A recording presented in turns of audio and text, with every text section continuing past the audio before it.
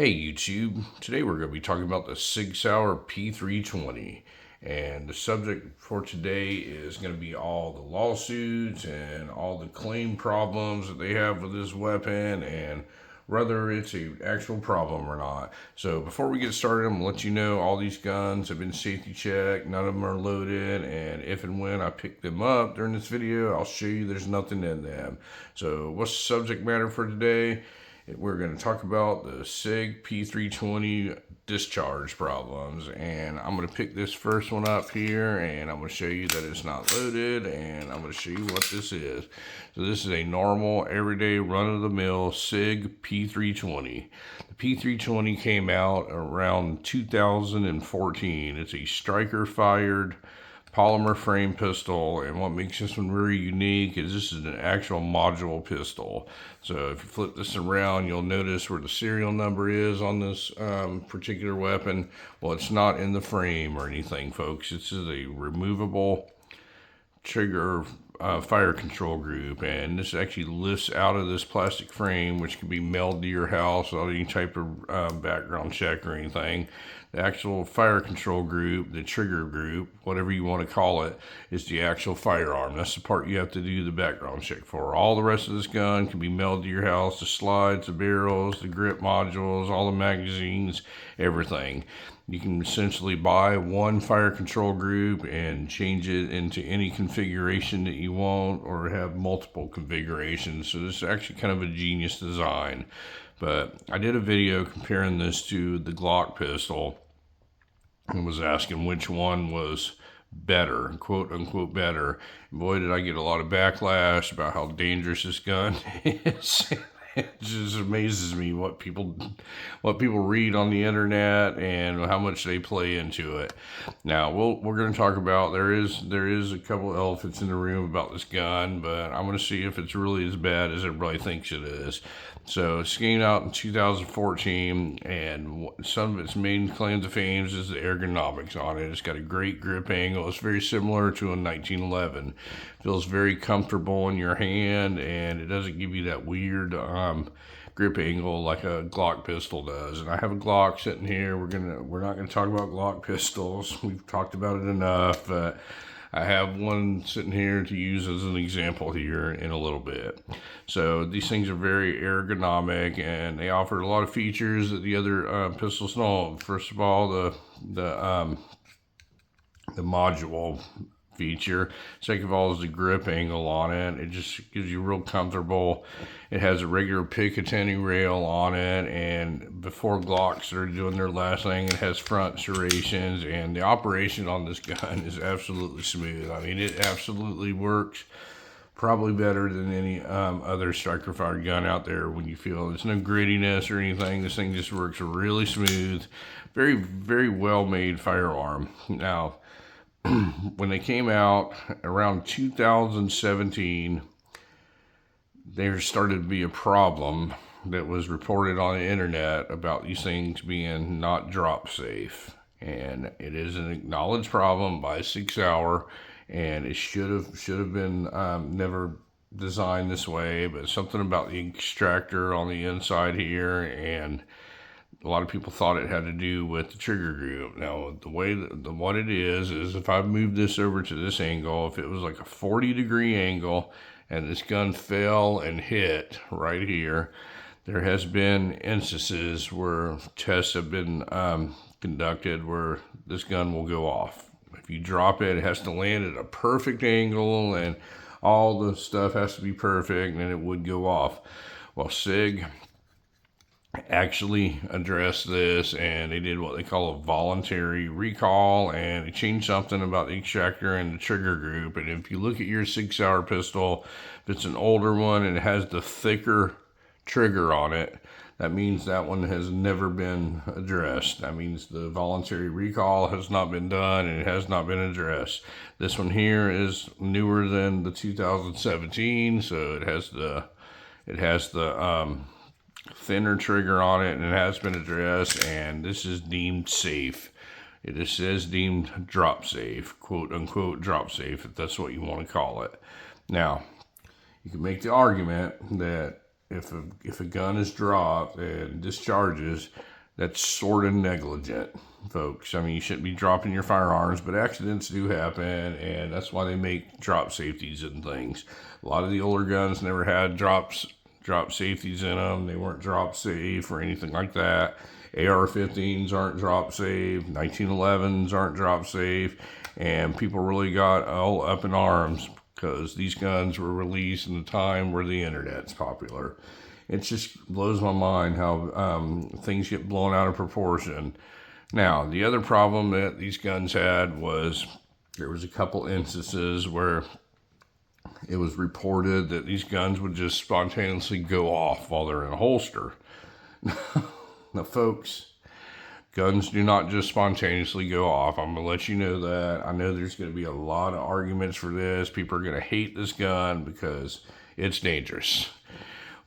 All guns are dangerous, folks. Every single one of them are dangerous, and it all depends on the user using them. Now, if you look at this gun, there's no type of external safety on it here whatsoever. None.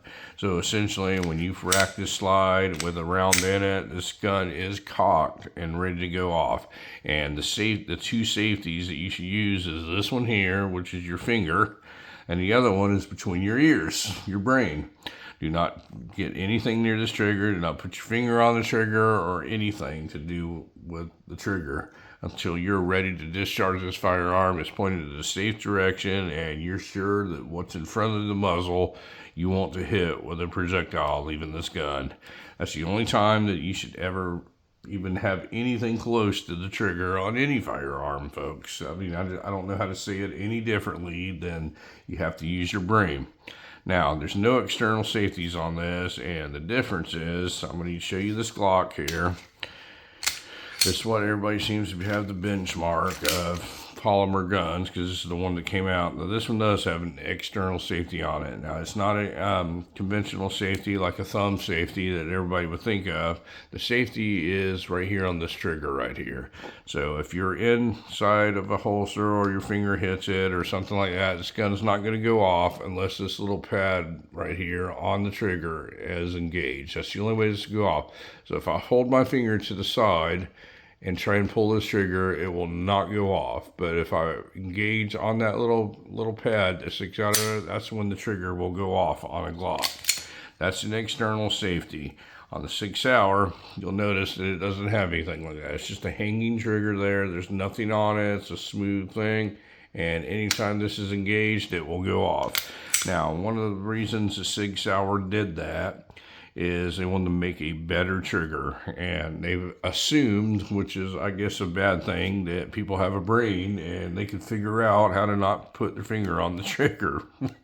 So supposedly these guns discharge while they were in the holster. Well, folks, I'm going to use common sense here. That's all we're going to do is use common sense here and say that somebody was using the incorrect type of gear, because the only way this gun's going to go off is if this trigger's engaged, and if it's fit inside of a purse, or if it's inside your pocket, or if it's inside some kind of crappy holster that allows this trigger or something to engage with this trigger, well, yes, it's going to go off. It's going to go off every time the trigger's touched. Almost every guns are going to go off that way. Now, there was a particular incident that the lawsuit was just settled last year, where a guy was walking down the stairs and he said his Sig P320 went off, and he sued Sig Sauer and they awarded him around $11 million. Well, the guy self-admitted that the trigger did engage on it. He had it in a pair of gym shorts that were zipped off, and he was walking down the stairs and something touched his trigger and it went off and shot him in the leg and injured him. And I guess it injured him $11 million worth of injuries on him. Everybody's lawsuit happy. Everybody is looking for some type of payday off of everything. Folks, this gun's been tested by the United States military and it was deemed safe. Now, the ones in the military have a thumb safety, and they require on every single one of their sidearms to have a thumb safety on them. And when the mighty Glock presented their weapon for the competition to become the new United States military sidearm, they required them to put a thumb safety on the side too, because the United States military is smart and they know that the average person in there may not have genius level IQ, and they need a thumb safety on them. And what a thumb safety always does, it slows you down. That's what it does. One more step when you draw it out, it's like using a 1911. The 1911 has the best trigger you'll ever see in a handgun, but it has a thumb safety on it. So when you draw it out of the holster, you have to remember to pull down the thumb safety. And that all comes with training, folks. But the civilian model ones on the Glock and the Sig Sauer do not have external thumb safeties on them. The Glock is fitted with this little safety on the trigger, but I'm going to tell you, it really hurts it with the trigger. The trigger is terrible on every Glock, on a stock Glock, and it will never, ever shoot as accurate or perform as well as one of these Sig 320s. And this one's the most basic one that it has, and it has about 1,000,000 times better trigger than a Glock. It doesn't have all that sloppy sponginess or anything like that. But where you're going to suffer is if this trigger's touched, the gun's going to go off, and that should be the case with all firearms, folks. Even the new fancier ones, I'm going to show you that this gun isn't loaded here. Show you the magazine's empty, and even with these newer ones, this has the enhanced, like custom shop trigger on it. This is a Legion Sig Sauer. This is a 9mm here. It's got a lot better trigger, but if you'll notice, there is no external safety on it. It doesn't have one little pads or anything like that. And this gun's more for like competition shooting or range shooting. This gun's super heavy. It's got a, I think, tungsten infused grip module on it, but it's the same platform as the one I just showed you, same platform as the ones the military use. It just does not have an external safety on it. But folks, you got to understand, you got to have correct gear, you got to have correct brain power, and you got to have correct trigger control, your trigger finger on it. You don't put your finger on the trigger of any firearm until you're ready to shoot it. And they have acknowledged that there was a problem with the drop safety thing. They did a recall on them. Any of them that were produced from 2017 forward do not have the drop safety issue. That was all squashed, and now people are talking about these discharges that just go off. And folks, it's just simply not true. I can sit here and show you nobody's ever been able to duplicate it in any kind of test to make one of these things go off without something interfering with this trigger right here. Something has to interfere with the trigger for this gun to go off. So if you want to make a true argument about it, the reason these things have been discharged inside of holsters and hurt people is simply negligence. This isn't like a Colt single action army where the hammer's right next to the primer and a bump can make it go off. These things will not go off unless the trigger is somehow engaged with something.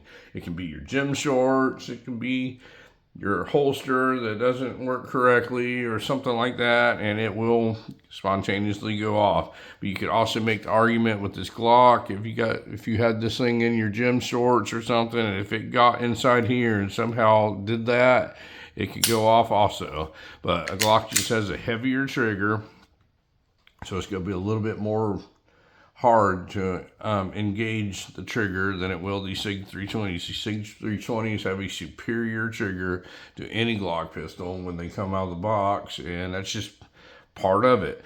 It's a lot less pressure to make the trigger go off, and there's no external safety on them, so you have to be a little bit more careful and be more mindful when you're out purchasing gear, and you have to train with your gear and figure out whether your gear is correct or not, folks.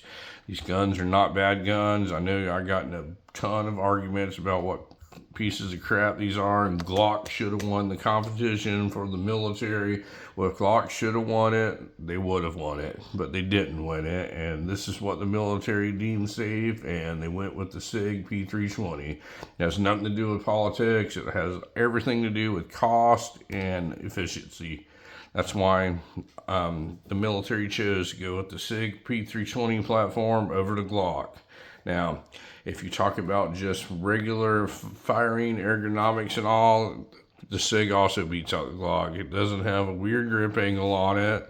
It has more of a 1911 grip angle.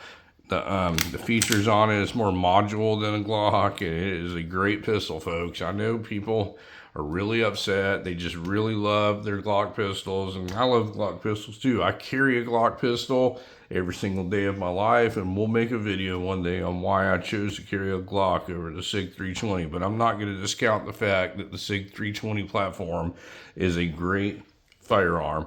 What this entails is like comparing an Android phone to an iPhone.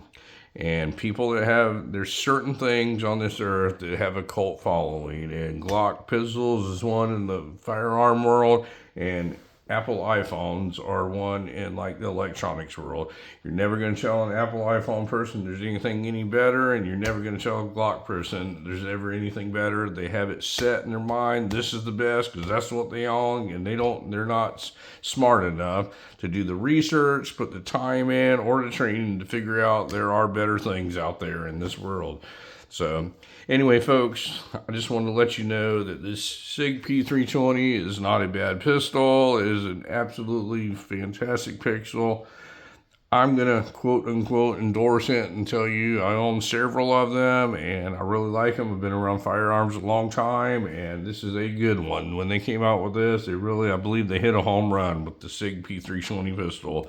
Anyway, folks, let me know what you think about the Sig P320, all its supposed safety issues, and let me know if you have one, if you've ever had any accidental discharges with it or anything like that. I'd like to hear it, and thank you very much for watching my video today, and you folks have a great day.